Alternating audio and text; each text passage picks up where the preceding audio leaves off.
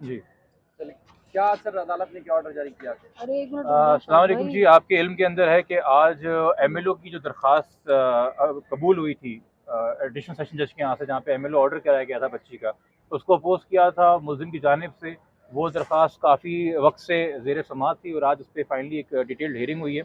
और जज साहब ने, चूँकि हमेशा इन ऐसे केसेस में जहाँ बच्चे शेल्टर होम में होते हैं, जहाँ उनकी कस्टडी डिस्प्यूटेड होती है, कोर्ट्स के एक जुरिसडिक्शन होती है, उसका टर्म है लोको पेरेंटिस, कि उनका काम है वालदैन या बाप या माँ की तरह बच्चे के फ्यूचर के बारे में सोचना।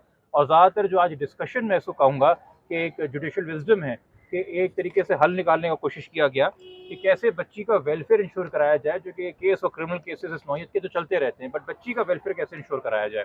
और उसमें कितना ज़रूरी है कि बच्ची की वालदैन से मुलाकात हो। और कोर्ट ने इस बात का भी नोटिस दिया कि 5-6 महीने हो गए जब से बच्ची अगवा हुई है, वालदैन से कोई तफसीली मुलाकात नहीं हुई है। और हमने भी बार बार इसरार ये किया कि देखिए जी, जो हमारा एमएलओ के हवाले से इसके अंदर सवाल है, या जो हम एमएलओ के हवाले से एतराज़ उठाते हैं बार बार, वो ये है कि जी बच्ची का जो ट्रैफिकिंग लॉ से तहत एमएलओ होना है, उसमें उसका साइकोलॉजिकल एनालिसिस बड़ा ज़रूरी है कि उसको साइको सोशो ट्रामा है कि नहीं है।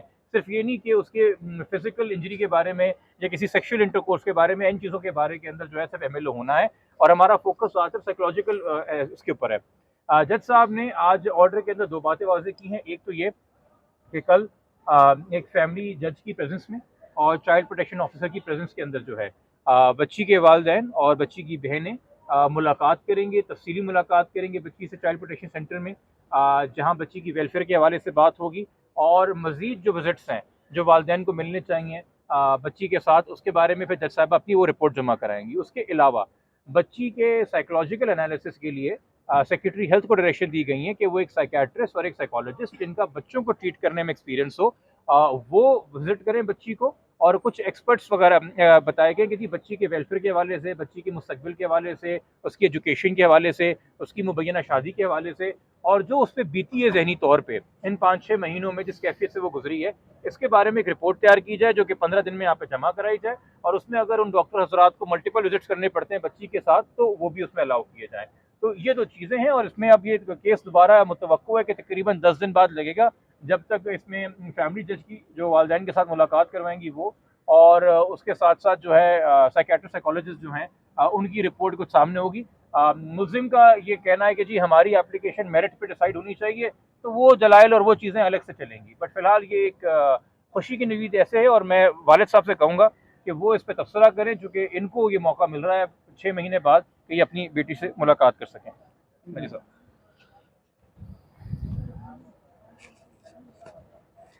वो कीजिए किसी को।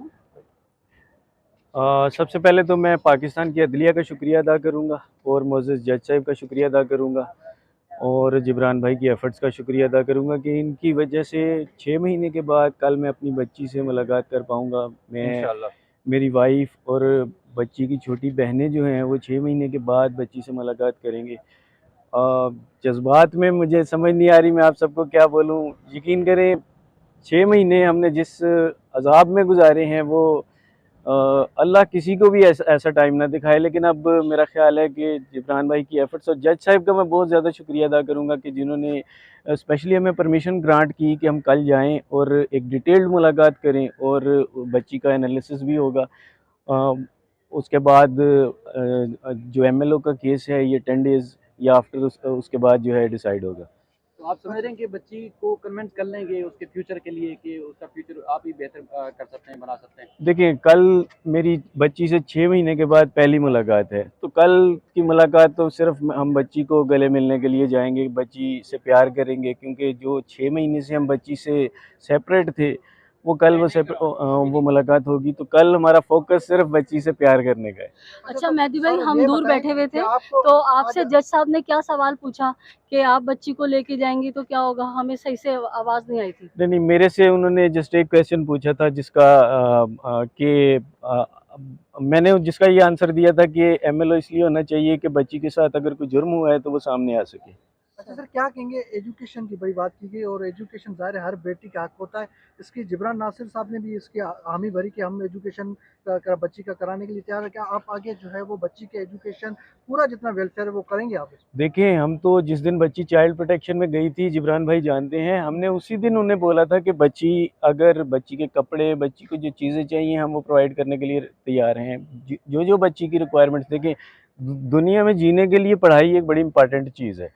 तो डेफ़िनेटली पढ़ाई के लिए भी हम तैयार हैं, हम तो पहले दिन से ही तैयार थे, लेकिन चाइल्ड प्रोटेक्शन के कुछ अपने ज़ाब्ते होते हैं और फिर इस केस में कुछ ऐसा ऑर्डर पास हुआ था कि वो हमारी मुलाकात ही नहीं हो सकी और हमारे से या किसी भी पार्टी से चीज़ें लेने के लिए वो एक इन्फ्लुएंस के अंदर चीज़ आ जाती थी, उस वजह से वो अ, अच्छा जिब्रान भाई, हमारे सवाल आपसे है कि एक बात आई थी अदालत के अंदर के जो इंटरनेट के ज़रिए जो है बच्चियों को यहाँ से बरगलाया जाता है, इस पे आप क्या कहेंगे?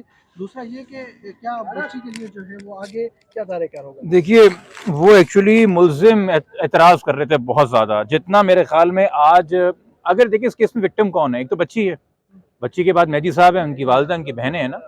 ये आज आपके सामने एक बड़े दिल का मुज़ाहरा कर रहे थे कि इन्होंने अपना ऑब्जेक्टिव जो है वो नंबर 1 ऑब्जेक्टिव वो मुल्ज़िमों की सज़ा नहीं बनाया हुआ, वो अपनी बेटी का वेलफेयर बनाया हुआ है। और वो उस तनाज़ुर में, उस पस मंज़र में, उस मेंटल स्टेट के साथ काम कर रहे थे।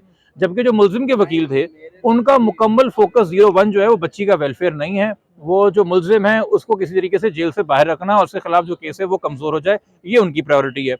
तो उन्होंने अपनी तरफ से ये बात की मुल्ज़िमों के वकील ने कि जी ये इन्फ्लुएंस करेंगे, बाप कंप्लेनेंट है एफआईआर के अंदर, वो कहीं जाके बच्ची को राज़ी ना कर ले बाप का साथ देने पे।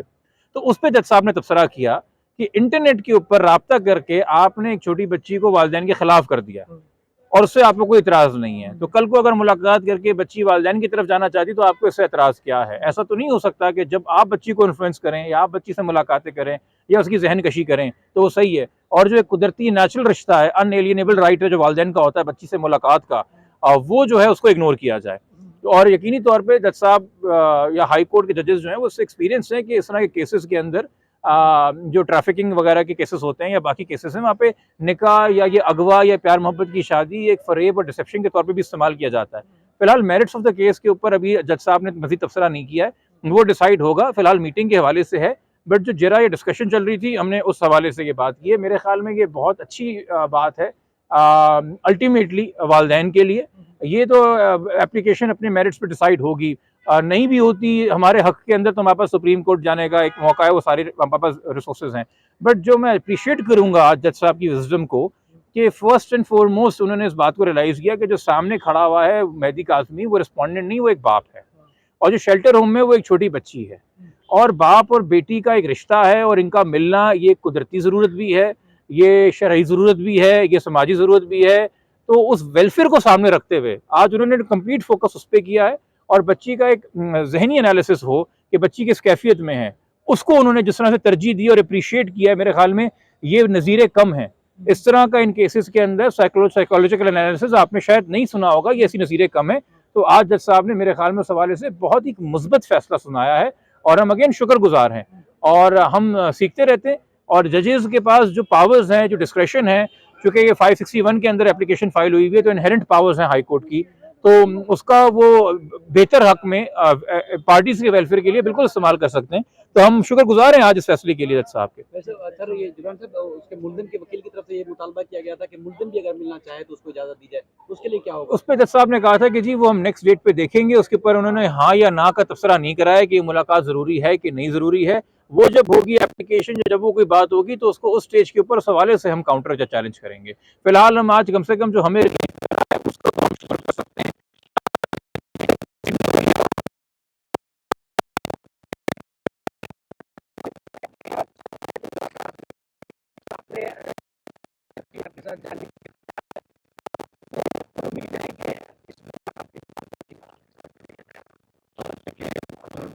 जब बच्ची का फैमिली के साथ इतना ज़्यादा डिस्टेंस आ जाता है जिस तरह आपने इस केस में देखा, तो मेरा ख्याल है कि दिमाग में और फिर दूसरी पार्टी जो है वो इन्फ्लुएंस करती है। तो जब बच्ची से मुलाकात होगी तो डेफिनेटली बच्ची के दिल में अगर कोई खौफ है तो वो निकल जाएगा ऑटोमेटिकली। तो ये जी। तो बच्ची के दिल में अगर कोई खौफ होगा तो वो डेफिनेटली निकल जाएगा, क्योंकि वो 6 महीने जिन लोगों के साथ रही वो उसकी दिमाग कशी करते रहे और डेफिनेटली वो असरअंदाज हुई उन चीज़ों के ऊपर। और यहाँ पे कोर्ट ये आप इस चीज़ के गवाह हैं कि मेरी मुलाकात 10 मिनट की मुलाकात एलो हुई थी, जिसमें से 5 मिनट तलाशी लेने में, और उसके बाद वो जो मुलाकात के अंदर 15-20 पुलिस एहलकार खड़े रहे, ख़वातीन भी और मर्द भी थे। तो उस मुलाकात में बच्ची अगर जाने के लिए तैयार होगी तो ये डेफिनेटली एक पॉजिटिव स्टेप है। और देखिए, अब हम इस चीज़ को समझिए कि ये मकसद नहीं कल जाने का कि कल हम गए और 5 मिनट में बच्ची ने कह दिया मैं घर आना चाहती हूँ, मामला ख़त्म हो गया।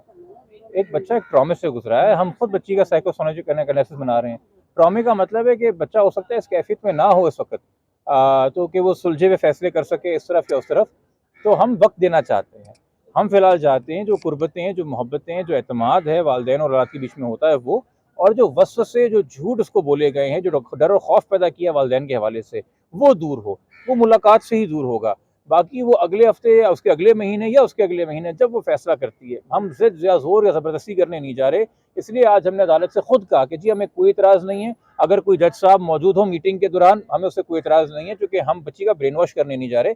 हम बस बच्ची को ये बात बावर कराने जा रहे हैं कि तुम्हारे वालिदैन जिंदा हैं, वो तुमसे आज भी मोहब्बत करते हैं, हमेशा मोहब्बत करते रहेंगे और तुम्हारा भला चाहते हैं। मुलाकात ये वन टाइम होगी या देखिए, कल एक मुलाकात है, उसके बाद जज साहिबा से ही कहा है कि वो रिपोर्ट जमा कराएं फर्दर मुलाकातों के हवालों से। और फिर आपको ये भी पता है कि जो ऑलरेडी मैटर चल रहा है ट्रायल कोर्ट के अंदर विजिटेशन का, गार्डियन का, उसका इससे कोई लेना देना नहीं है। वो एक सेपरेट इशू है ऑल टुगेदर। ठीक है, थैंक यू। ठीक है।